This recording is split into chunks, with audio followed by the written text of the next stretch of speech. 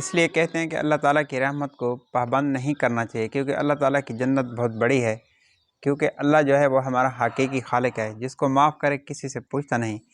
ایک بندہ اتنے گناہ کرے کہ زمین اور آسمان کو کالا کر دے، اور پھر وہ سچے دل سے جب قدم اٹھاتا ہے اللہ کی طرف کہ اے اللہ مجھے معاف کر دے، تو اللہ کہتا ہے کہ میں تیرا استقبال بھی کرتا ہوں اور تجھے معاف بھی کرتا ہوں۔ اس لیے کسی کو ہم حقیر نہ سمجھیں، کسی کو ہم گناہ گار نہ سمجھیں، کیوں کہ ہر آدمی کا، ہر شخص کا معاملہ جو ہے وہ اللہ رب العزت کی ذات کے ساتھ ہے۔ ہاں، ایک اللہ کا قانون ہے، ایک قدرت ہے۔ اللہ قادر ہے، چاہے تو وہ کافروں کو جنت دے، کوئی اس سے پوچھنے والا نہیں، اور چاہے تو سارے مسلمانوں کو پکڑے، کوئی اس سے پوچھنے والا نہیں۔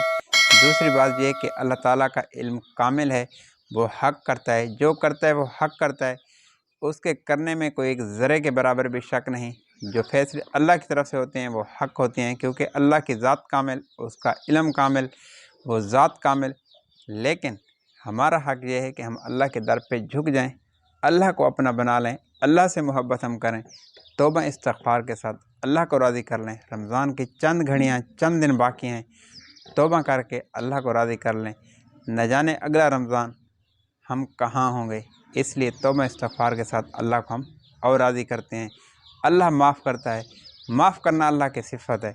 جب معاف کرتا ہے تو اس کے بدلے اللہ پاک جنت عطا فرماتے ہیں۔